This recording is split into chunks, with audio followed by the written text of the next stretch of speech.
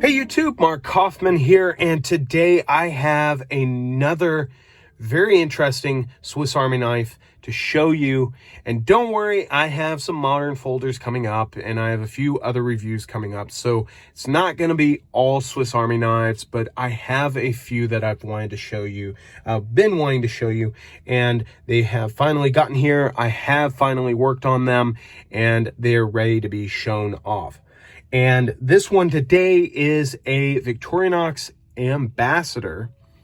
And this is a Victorinox Ambassador. To the best of my knowledge, I have concluded that this is from the late to mid 1970s. Looks pretty good, doesn't it? I would say, yeah, it does, but I also did refurbish it. So it looks only this good because I worked on it. So this is a Victorinox Ambassador from the 1970s, and it is actually one that has gone without the key ring, which I find very interesting. I am not going to be carrying this one. This one in particular is going to be in my private collection. It's going to be something that I'm going to hold on to, see if the value goes up, and possibly sell in the future. But I wanted to show you guys how it came out. So why is this one from the 70s? Well, the dead giveaway is the scissors. These are the single leaf spring scissors, and you have seen these scissors on another knife called the Director of mine. And these scissors were actually discontinued and switched over to a new style of scissors in 75. So I would say this is somewhere in between 1975 and before. The Tang stamp tells me that this is probably from the early 70s. So this one, I would just say that this is probably a mid-70s knife. It doesn't have the aluminum toothpick, so I would also say it's probably late 70s. But what I've been most impressed with is the snap and walk and talk on this. Listen to this. Sounds great. Listen to the main blade. Then listen to the fingernail file. Great walk and talk on this.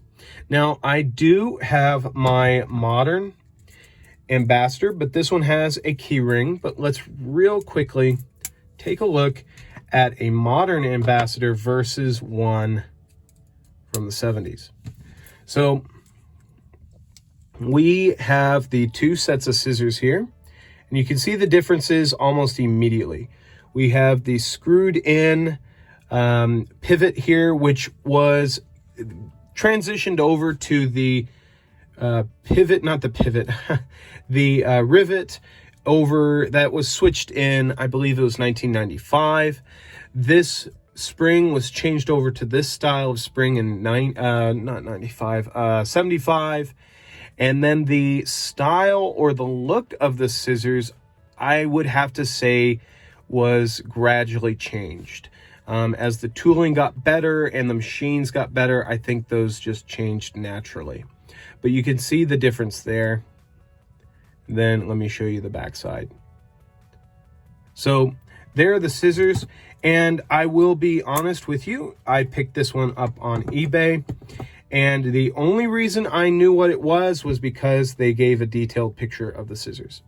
Now, really quick, let's take a look at the inside of this thing. And you can see it's very, very clean. You can see that these are actually nickel silver liners, not aluminum, given by the color. And let's take a look at the blade. Let me get the oil off. There's the blade.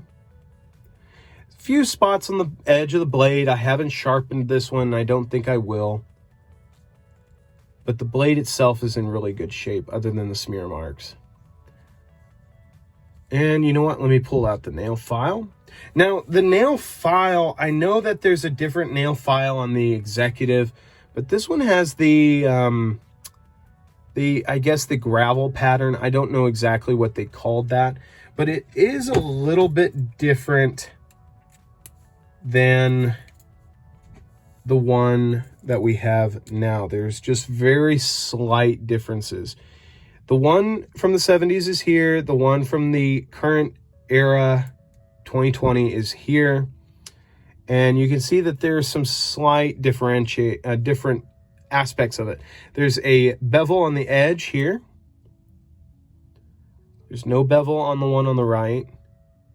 And I feel like the surfaces are somewhat different. So very, very interesting. The snap and the walk and talk on this is incredible. I mean, when this main blade closes, you feel it throughout the handle. I don't feel the same way with the modern one. It's still a great spring, don't get me wrong, but it just doesn't feel the same. Now, not having the key ring also feels a little bit different. This one feels like it gets into the pocket a little bit better. You don't have the issue of using the knife blade and then having to deal with this dangly thing getting into whatever you're cutting. So that's another aspect that's a little bit different. And for me personally, I feel like this one on the right's just a little bit heavier. Even though you have the added material here and the key ring, this one on the right feels a little bit heavier, and that's probably because of the nickel silver liners. So that is an Ambassador from the 1970s compared to an Ambassador from 2020. So I thought you guys would enjoy seeing this one. And this one is going to be in my private collection unless I sell it, but I've got to sell it for the right price. So I thought you guys would enjoy seeing this. Till the next one, I will talk to you guys later. Bye-bye.